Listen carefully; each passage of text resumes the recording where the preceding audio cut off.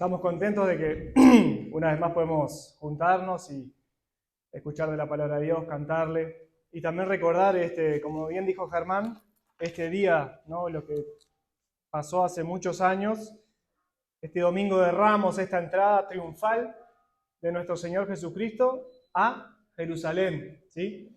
Y yo quería hablar un poco de eso hoy, de la entrada triunfal y de cómo fue, algunos detalles, pero también qué significó en la vida de aquellas personas y qué significa para nosotros hoy, qué enseñanza podemos sacar personal. Y hay un versículo en Santiago que dice así, y me hizo pensar mucho, y habla Santiago hablando sobre la lengua, sobre las personas, sobre nosotros, cuando hablamos de más, y dice, ¿puede de una fuente salir agua dulce o agua salada? ¿Puede de una fuente, de una montaña, imagínense una montaña bien alta, donde corre, mana agua, ¿no? Y abajo quizás hay hasta un pequeño lago de los deshielos, ¿puede salir agua dulce y agua salada? No, ¿verdad que no? Pero sin embargo dice Santiago que nuestra lengua es tan así, que de nuestra lengua sí salen dos cosas, ¿no? Las bendiciones y las maldiciones, ¿no? Cosas buenas y cosas malas que decimos. Y ¿saben qué? Esto me hizo pensar mucho en el pueblo de Israel cuando recibieron a este Cristo en la entrada triunfal. Porque ¿qué significaba esta entrada para ellos? Era un momento especial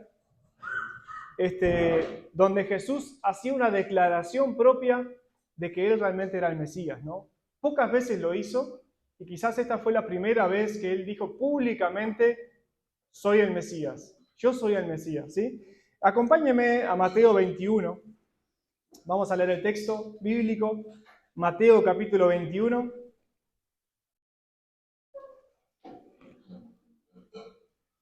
desde el versículo 1.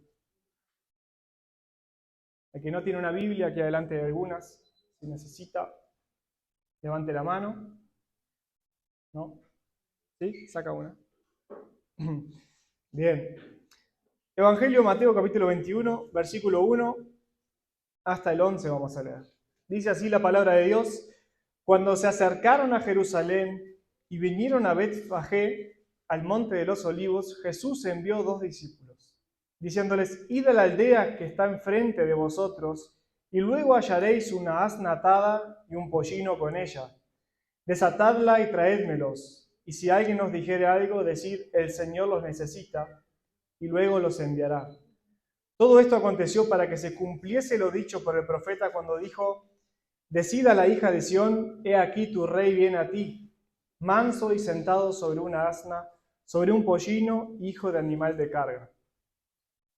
Versículo 6. Y los discípulos fueron e hicieron como Jesús les mandó, y trajeron el asna y el pollino, y pusieron sobre ellos sus mantos, y él se sentó encima, y la multitud, que era muy numerosa, tendía sus mantos en el camino, y otros cortaban ramas de los árboles, y las tendían en el camino.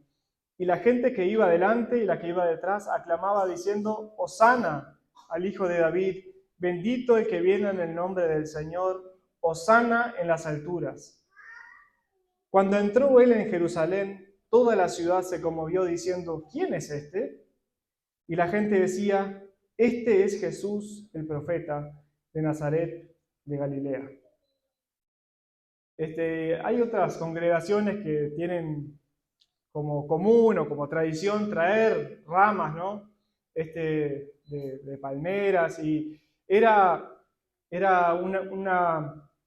una demostración gráfica de que ellos estaban honrando a la persona, de que un rey venía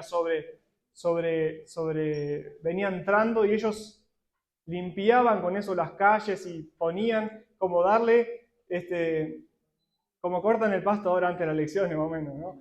Algo así. Es una honrar de esa manera al que entraba, ¿no?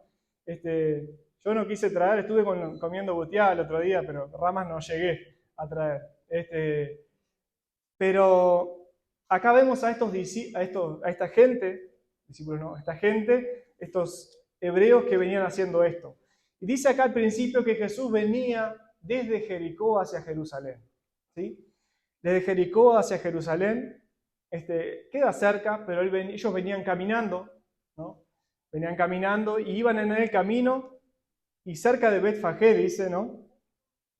Enfrente, el pueblo enfrente es Betania, ¿sí? Donde Jesús acostumbraba a ir muy seguido, donde tenía amigos, ¿no? Lázaro, Marta, María. Era un lugar donde Jesús iba muchas veces. Y ahora le dice a sus discípulos esto. Él dice que envió 2 de sus discípulos y el versículo 2 dice esto. Id a la aldea que está enfrente de vosotros y luego hallaréis una asna atada y un pollino con ella, desatadla y traédmelos. Bien, esto siempre genera como varias preguntas, ¿no? Porque Jesús da una orden y uno podría pensar, ¿cómo la otra persona en la distancia, porque no habían los medios de comunicación que tenemos hoy, que mandamos un mensaje, che, ¿me prestás esto? Sí, listo, lo pasa a buscar fulano, ¿no? Entonces era muy diferente. Ahora podemos pensar que quizás estaba acordado previamente esto, pero no creemos eso, sino que mismo estamos viendo acá la omnisciencia de Cristo. Él sabía que había un asno allá y había muchas cosas en juego, una profecía también que se estaba por cumplir y el poder de Cristo manifestándose una vez más. Él sabía todas las cosas. Jesús sabe todas las cosas y Él ahí permitió que ellos fueran, pero no es capaz que sabes que hay un asno ahí porque pasaste muchas veces, pero que te lo den es otra cosa también, ¿no? Y dice que el versículo 3, y si alguien nos dijere, decid, el Señor lo necesita y luego los enviará. Y ese hombre le dio el asno, ¿no? Y dice acá, algunos evangelistas escriben que era solo el pollino, que era como un asno pequeño en el cual nadie había montado jamás, era un asno joven, ¿no? Y sabemos cómo es un asno, ¿no? Un burro. Son animales que no sirven para andar mucho, ¿no? Son animales de carga, que son muy tercos, con un carácter, una conducta media fuerte, ¿no? Donde yo trabajaba antes, allí en Ruta 37, el vecino enfrente tenía asnas, ¿no? Y yo hacía bloques y a veces cruzaban, se escapaban, arrancaban las cuerdas, las estacas, ¿no? Y con las cuerdas me paseaban por los bloques frescos y me las rompían todos, ¿no? Y no había forma de agarrarla, es un bicho que es difícil, ¿no? Ahora, imagínense montar un animal de eso, que nunca había sido montado. No era nada sencillo, pero Cristo lo pidió. Y acá nos dice que trajeron al asna, al pollino y al asna, que era la mamá seguramente, ¿no? Esos animales están juntos y Jesús los manda a traer. Y Mateo, muy interesante que él dice acá, en el versículo 4 y 5, todo esto aconteció para que se cumpliese lo dicho por el profeta cuando dijo, ¿no? Mateo hace un énfasis acá diciendo, todo esto se hizo, Cristo hizo todo esto, planificó todo esto, para que sucediera lo dicho, una profecía que tenía que cumplirse. Y nosotros sabemos que lo que está profetizado se ha cumplido y se sigue cumpliendo, y hay muchas que se están por cumplir, que no hay ninguna trazada, ninguna profecía, sino que se han cumplido en Cristo, en su resurrección, en su crucifixión, y volviendo para atrás, también en esta entrada triunfal. ¿Sí? Y ahí en el versículo 5, Mateo nos dice, nos da un repaso por esa profecía, la cual podemos sacar de 2 versículos bíblicos, de Isaías o de Zacarías. Y como sé que Zacarías no es un libro que leemos muy seguido, vamos a Zacarías 9:9, el que tiene Biblia. Me acompaña Zacarías, capítulo 9, versículo 9. Y vamos a leer esta profecía, que también una parte está en Isaías, ¿sí? Yo también lo voy a leer más adelante. Zacarías 9:9 dice así: Alégrate mucho, hija de Sión, da voces de júbilo, hija de Jerusalén, he aquí tu rey vendrá a ti, justo y salvador, humilde, y cabalgando sobre un asno, sobre un pollino, hijo de asna. ¿Sí? Lo voy a leer de vuelta. Alégrate mucho, hija de Sión, da voces de júbilo, hija de Jerusalén, he aquí tu rey vendrá a ti, justo y salvador, humilde y cabalgando sobre un asno, sobre un pollino, hijo de asna. Ahora, si yo leo esta profecía, es una profecía de ánimo, ¿no? Alégrate, dice acá, mucho, alégrate mucho. Da voces de júbilo. No es una persona que está pasiva, esperando algo con no tantas ganas, ¿no? Alégrate mucho, da voces de júbilo. He aquí tu rey vendrá a ti.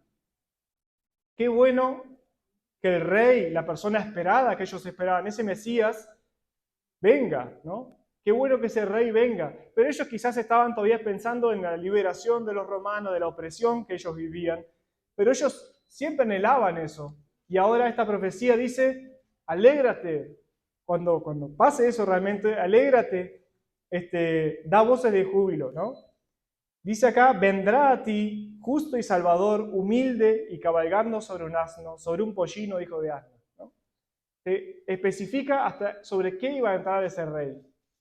Ahora Mateo, volviendo a Mateo aquí, dice, citó así, decid a la hija de Sión, he aquí tu rey viene a ti, manso y sentado sobre una asna, sobre un pollino, hijo de animal de carga.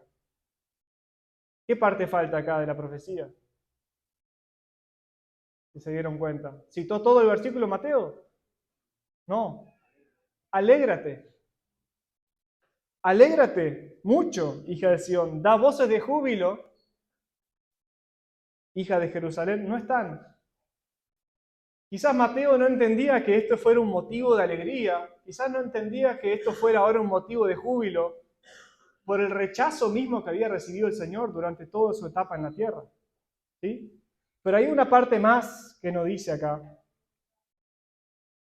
Y ahí vamos a ir a Isaías, no piensan que lo abran, yo lo puedo leer, Isaías 62:11, dice, he aquí que Jehová hizo oír hasta lo último de la tierra, decid a la hija de Sión, he aquí viene tu Salvador, he aquí su recompensa con él y delante de él su obra. ¿No? Acá solamente dice, tu rey va a venir, Mateo dice, tu rey va a venir, manso y humilde, manso y sentado sobre una asna, sobre un pollino, hijo de animal de carga, ¿no? Pero acá, en donde leímos en Zacarías, dice justo y salvador, ¿no? Justo y salvador. Es muy interesante y quedémonos con esas palabras. Justo y salvador iba a ser ese rey, ¿no? Y ahora vemos que Jesús entró a Jerusalén desde Jericó y la gente, esto sucede afuera, ¿sí? Hay que aclarar esto. Esto sucede en el camino hacia Jerusalén.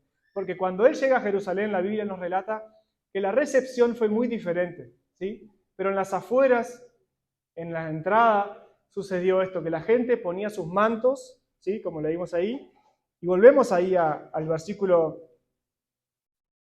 6 de Mateo, dice, los discípulos fueron e hicieron como Jesús le mandó, y trajeron el asna y el pollino, y pusieron sobre ellos sus mantos, y él se sentó encima. Ahora ese Jesús, que quizás para algunos había sido una persona importante, para otros no, y quizás para algunos era una razón de odio, que no lo querían, de rechazo, y para otros había sido su salvador, había sido su sanador quizás. Ahora los discípulos preparan ese animal joven, el pollino, ¿no? Y trajeron el asna y el pollino, dice acá, y pusieron sobre ellos sus mantos y él se sentó encima, 8. Y la multitud, que era muy numerosa, tendía sus mantos en el camino y otros cortaban ramas de árboles y las tendían en el camino, ¿no? Quiero que se queden con esta imagen, con esta escena. La gente preparando todo para que ese rey que viene sentado sobre un pollino entre, ¿no? ¿Y qué gritaban? ¿Qué decían las personas? Versículo 9. La gente que iba adelante y la que iba atrás de él aclamaba, porque claro, no era esperarlo a 2 cuadras, sino que ponían mantos y lo acompañaban y corrían detrás de él, y era una fiesta. Y quizás muchos se preguntaban y se sumaban también a eso, como si fuera una caravana, ¿no? Y dice acá el 9, y la gente que iba adelante y la que iba atrás aclamaba diciendo, Hosana al hijo de David. Ese término hijo de David era un término mesiánico, hablando del Mesías, ¿sí? Dice, bendito el que viene en el nombre del Señor, hosana en las alturas. Y dice el 10, cuando entró él en Jerusalén, toda la ciudad se conmovió diciendo, ¿quién es este? Y la gente decía, este es Jesús, el profeta de Nazaret, de Galilea. Ahora es muy interesante que hay una palabra acá que se repite, hosana, todo el tiempo, ¿no? Y si bien hosana es una palabra que hemos incluido en nuestro vocabulario de alabanzas, de cánticos, ¿no? Decimos hosana, cantamos canciones, cantamos hoy una canción, hosana al rey, ¿no?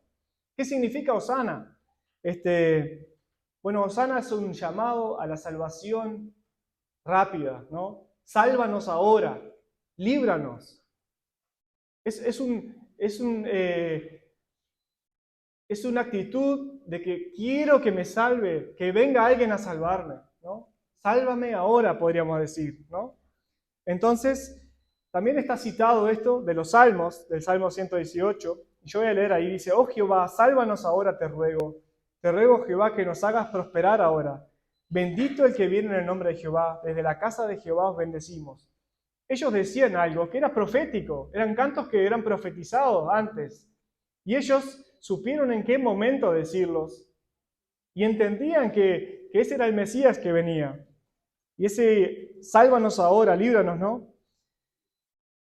Lo que el pueblo cantaba acá, o aclamaba, realmente era un acto de reconocimiento que Jesús era el Mesías. Y es la primera vez que Jesús realmente dice sobre él, en esa actitud de sentarse sobre el pollino y entrar en Jerusalén, de decir, yo realmente soy el Mesías que había de venir. Soy el Mesías que había de venir. Muchas veces Jesús hacía milagros y él decía, no le digan a nadie, no le cuenten a nadie. Ve y habla a tu familia, le dijo el endemoniado gadareno. Quiero ir contigo. No, anda a tu familia, anda a los tuyos. A otro sanó, le dijo, no lo proclames. Igual lo hacían, ¿no? Porque Jesús tenía un tiempo y él sabía que el tiempo había llegado.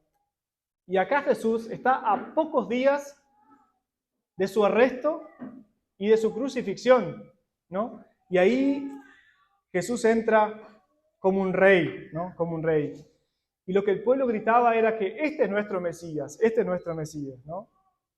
Y ya en la ciudad, en Jerusalén, vemos que es muy diferente, que había poca claridad sobre su identidad, ¿no? Porque ¿qué dice ahí? La gente decía, este es Jesús el profeta, no el Mesías, el profeta, ¿no? De Nazaret de Galilea. Y ¿sabes qué nos dice esto? Que realmente pocos comprendieron quién era realmente el Mesías. Y aquellos que quizás ni siquiera comprendieron, o algunos que aún gritaron, hosana, salva el rey, hijo de David, después gritaban, crucifícale, ¿no? Y aquí quiero volver al versículo inicial que nombramos, ¿no? Santiago dice, ¿cómo de una fuente puede salir agua dulce o agua salada, ¿no? Y realmente muchas veces con nuestra boca decimos cosas buenas y después maldecimos a alguien, decimos una mala palabra y sale lo peor quizás, ¿no? En momentos. Y estas personas lo alababan y lo admiraban, pero después gritaban crucifíquenle, se unían a la multitud que decía crucifíquenle, mátenlo, no lo queremos más. Pero escúchame, hace un rato, hace unos días atrás, estaba diciendo, sálvanos ahora, Rey, Mesías.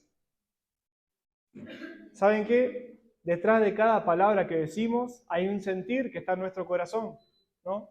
¿Y cuál es el sentir? No me quiero quedar solo con las palabras que ellos dijeron, sino que qué sintieron, ¿no? Y realmente en el pueblo podemos ver que ellos tenían una ceguera espiritual, que ellos no veían bien, que ellos no entendían bien.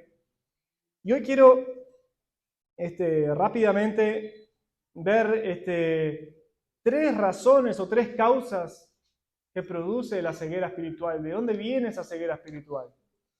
Y si nosotros pensamos en esta gente, judíos, se dice que para esa fiesta de la Pascua venían como 2 millones de personas. Mucha gente, una ciudad repleta de gente, donde habían muchos israelitas, muchos que eran prosélitos, que se habían unido a la religión judaica y venían a adorar al templo, y muchos extranjeros, pueblos vecinos, que quizás eran más mezclados, también venían a esa fiesta de la Pascua que estaba a la puerta, ¿no?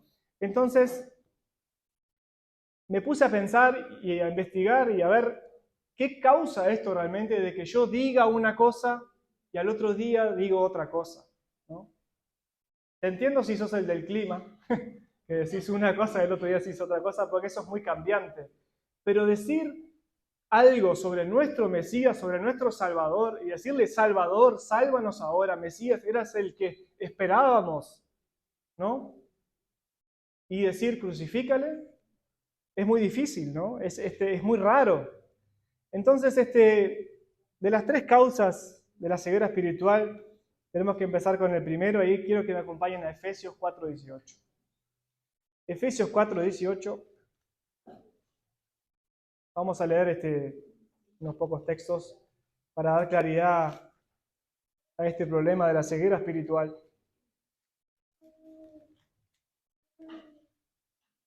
Efesios Vamos a leer el 17 y 18. ¿Sí? Dice así, esto pues digo y requiero en el Señor, que ya no andéis como los otros gentiles que andan en la vanidad de su mente, teniendo el entendimiento entenebrecido, ajenos de la vida de Dios, por la ignorancia que en ellos hay, por la dureza de su corazón. Acá el término clave es dureza de su corazón, ¿no? El pecado, hermanos, endurece nuestro corazón. Lo voy a leer de vuelta. Teniendo el entendimiento entenebrecido, ajenos de la vida de Dios, por la ignorancia que en ellos hay, por la dureza de su corazón. ¿Saben qué? El pecado es el que nos deja ciegos, el que nos ciega, el que no nos deja vivir como deberíamos vivir, el que no nos deja pensar con claridad. El pecado en nuestra vida. Quizás vos estás en ceguera espiritual o estás apagado simplemente. Escuchá estos pasos, estas razones, y quizás puedas solucionar tu problema. Pero déjame decirte que si solucionás el problema del pecado, solucionaste casi todo, porque lo otro va construyendo sobre, ¿sí? Sobre lo que está construido. Pero el pecado, la dureza de corazón, es el gran problema de la ceguera espiritual. Estas personas tenían una influencia muy grande de los líderes religiosos de la época. Los fariseos, ¿no? Los saduceos. ¿Y qué pasaba con ellos? Ellos eran los más duros de corazón. Eran las personas que tenían el corazón más duro, que más se enojaban cuando Cristo predicaba, que más querían matarle, que armaban planes para realmente destruirlo, porque ellos eran la influencia sobre el pueblo espiritual. Ahora, estos líderes religiosos no solamente eran una mala influencia, sino porque eran duros de corazón, sino que ellos muchas veces le arrebataban la verdad. Y hoy estamos en una situación muy diferente. Nosotros entendemos que la palabra de Dios, que la Biblia es la palabra de Dios, ¿y quién nos puede arrebatar la verdad? ¿No? Quizás uno pueda salir, hay muchas personas que predican y que dicen cosas que quizás no son, pero nosotros a la luz de la palabra podemos ver si eso es cierto o no. No nos dejemos engañar, hermanos. Estudiemos la Biblia, amemos nuestra Biblia y ahí veremos si lo que dicen es verdad o no es verdad. No solamente le arrebataban la verdad a estos fariseos, sino ni siquiera creían o aprobaban los milagros que él hacía. Ellos veían algo maravilloso, esos milagros, algo extraordinario, ¿no? Era algo fantástico realmente. Pero quedaba en eso, ¿no? Negaban todo lo que podían esos líderes. Así que el pecado, hermanos, es una causa de ceguera espiritual, ¿no? De personas que no ven el horizonte, no ven una salida en su vida. Segundo, es el rechazo de la verdad. Cuando una persona ha escuchado la verdad, ha seguido la verdad y realmente de corazón rechaza la verdad, hay un rechazo hacia Cristo, la obra de Cristo, la palabra de Dios. Dice Romanos, ¿qué dice Romanos? Fueron entregados a una mente reprobada, ¿no? Seguir ciegos espiritualmente. Ya está, ya fueron entregados. ¿Por qué? Por su corazón. Ellos rechazaron la verdad, no quieren saber la verdad, no les interesa, hay un rechazo profundo de la verdad en sus vidas. Y ahí el apóstol Pablo en Romanos dice, Dios los entregó a una mente reprobada, ¿no? No solamente el pecado, la dureza del corazón, el rechazo de la verdad, sino que tercero es el orgullo. ¿Sí? La ceguera espiritual tiene grandes raíces, el orgullo tiene grandes raíces en la ceguera espiritual. Y la autosuficiencia. Yo no necesito de nadie más. Yo creo que estoy bien, yo puedo conmigo mismo, yo puedo con esta situación, yo puedo con este pecado, yo puedo con este vicio. ¿Sí? Y ahí quiero que me acompañen a Juan, Evangelio de Juan, capítulo 9, donde Jesús ataca claramente a esas personas y les dice cuál es su problema, después de haber sanado a un ciego de nacimiento, ¿se acuerdan? Jesús sana a un ciego de nacimiento, y las personas, vecinos que estaban ahí, decían, ¿no es este el que se sentaba a mendigar ahí? Y ellos lo llevaron a los fariseos y los fariseos lo acusan, ¿no? Y él les dice, y después agarran a Jesús, y vemos el 9:35, vamos a leer, hasta el final. Evangelio de Juan, capítulo 9:35, dice, oyó Jesús que le habían expulsado al ciego, ¿no? Y hallándole le dijo, no lo dejaban entrar al templo, ¿sí? Y hallándole le dijo, ¿crees tú en el Hijo de Dios? Respondió él y dijo, ¿quién es, Señor, para que crea en él? Le dijo Jesús, pues le has visto y el que habla contigo, él es. ¿Saben qué? Ese ciego ahora en persona estaba conociendo a su Mesías, ¿no? No solamente aquel que había sanado su problema físico, le había dado vista, sino que realmente estaba conociendo quién realmente era el Mesías. Qué importante para la vida de este hombre, ¿no? 38, dice, y él le dijo, creo, Señor, y le adoró. Dijo Jesús, para juicio he venido yo a este mundo, para que los que no ven, vean, y los que ven, sean cegados. Entonces algunos de los fariseos que estaban con él al oír esto le dijeron, ¿acaso nosotros somos también ciegos? Qué pregunta, ¿no? Jesús le respondió, si fuerais ciegos no tendríais pecado. Mas ahora, porque decís, vemos, nuestro pecado permanece. Dice que habían unos fariseos que estaban con él y le dijeron, ¿acaso somos nosotros también ciegos? Porque Jesús, ¿de qué estaba hablando? ¿De qué ceguera? Espiritual, exactamente. Y ese hombre, que era ciego físicamente, Jesús le dio la vista, pero después Jesús lo sanó espiritualmente, lo salvó. Y ese hombre se le habían abierto los ojos espirituales. Ya no era más un ciego espiritual. Pero el 39 es el versículo clave acá que dice, dijo Jesús, para juicio he venido yo a este mundo, para que los que no ven vean y los que ven sean cegados. ¿Qué significa esto? Déjame decirte que siempre que una persona se encuentra con Jesús, obtiene un veredicto, obtiene un juicio sobre sí misma. Sobre sí misma. Siempre que una persona se encuentra con Jesús, obtiene un veredicto sobre sí mismo. ¿Y cuál es ese veredicto? Este ciego fue a Jesús y ¿qué encontró? Soy un pecador. Estoy alejado de Dios, soy un ciego espiritualmente, ahora puedo ver físicamente, puedo ver, tengo mis ojos sanos, ¿no? Dice que era ciego de nacimiento, nunca vio. Ahora veía, pero había algo que todavía no estaba y era la ceguera espiritual, ¿no? Y es muy interesante que Jesús acá, y esta historia nos relata bien separado lo que era la ceguera física de este hombre y lo que era la espiritual, ¿no? Y cómo el orgullo de estos fariseos los impedía ver bien. Cómo ese orgullo los cegaba, ¿no? Y no los dejaba llegar al conocimiento de la verdad realmente, ¿no? Y déjame decirte que si vos todavía no has tenido un encuentro personal con Jesucristo, es necesario que lo hagas. Pero para ver tu condición, para verte a ti mismo, a la luz de la palabra. ¿Quién soy yo? ¿Cómo estoy yo? Este ciego fue a Jesús y en el 38 dijo, creo, Señor, y le adoró. haciendo una comparación con el pueblo que le estaba tirando mantos y palmas en el camino, esta persona realmente tuvo otra postura de adoración, ¿no? El creer a Jesús como Mesías realmente, ¿no? En creer en Él, la fe.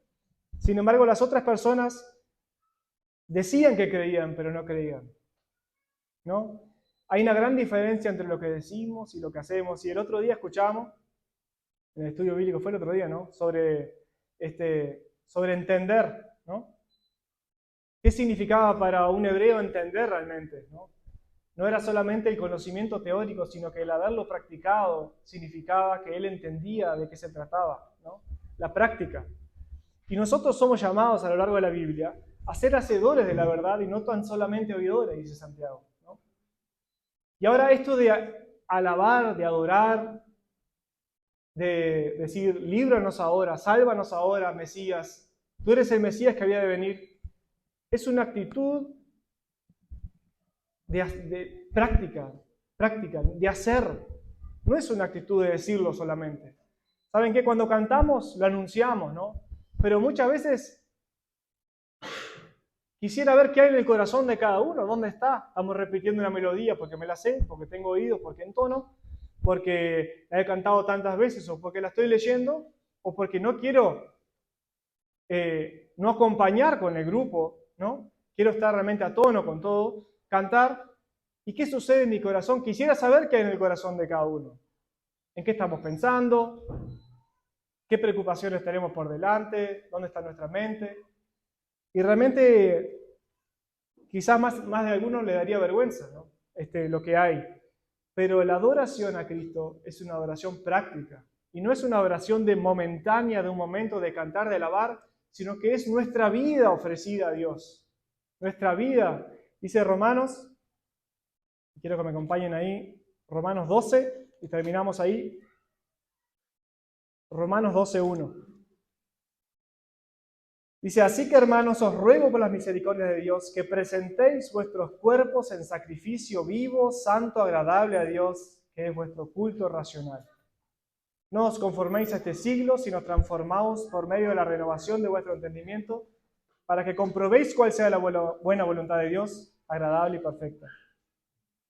Dice que presentéis vuestros cuerpos en sacrificio vivo, santo, agradable a Dios, que es vuestro culto racional. En Juan capítulo 4, esa mujer samaritana también le dice, nuestros padres dicen que debemos adorar en ese monte. Y ustedes dicen que hay que adorar allá, en el templo. ¿Dónde tenemos que adorar? ¿No? Y Jesús le dice, hay que adorar en espíritu y en verdad, ¿no? Nuestro corazón tiene que adorar a Dios, tiene que adorar porque lo reconocemos realmente como Mesías, porque lo reconocemos como Salvador y aquella persona que nos ha librado de todo esto, y porque queremos ser personas que le agraden a Él. Que no tengamos una fluctuación de decir, de mí sale todo lo bueno y sale todo lo malo a la vez, ¿no? Realmente que nuestra boca y nuestro corazón realmente pueda ser uno y estar unido en alabanza a Dios. Y damos gracias porque podemos recordarlo una vez más, esta entrada triunfal en Jerusalén, que la entrada fue linda, pero el final fue muy triste, ¿sí? Pero nosotros empezamos muy triste porque comenzamos con pecado, pero si aceptamos a Cristo en nuestro corazón, nuestro final es muy bueno, ¿sí? Amén. Oramos. Padre Celestial, gracias por esta mañana, gracias por poder recordar una vez más la obra de Jesucristo, la preparación para su muerte, Padre, para su arresto, muerte. Y Padre, gracias por poder recordar una vez más que las profecías, tu palabra se han cumplido al detalle, sabiendo que tu palabra es verdad. Y ver también la persona de Cristo, Padre, entregándose para morir por nuestros pecados, Dios. Ruego que si hay alguien aquí, Padre, que no te conoce, que no ha tenido un encuentro personal contigo, que lo pueda hacer, Padre. Si hay alguien que está viviendo en esa ceguera espiritual, pueda realmente ver nuevamente, y sabemos que solo la sangre de Cristo puede perdonar nuestro pecado, Padre, y puede realmente limpiarnos de toda maldad. Padre, aun cuando éramos pecadores, tú moriste por nosotros. no teniendo nosotros ninguna chance de salvarnos por nuestros propios méritos, Padre. Gracias por esa gracia, gracias por esa misericordia inmensa que has tenido con nosotros. Y gracias que todavía hoy está abierta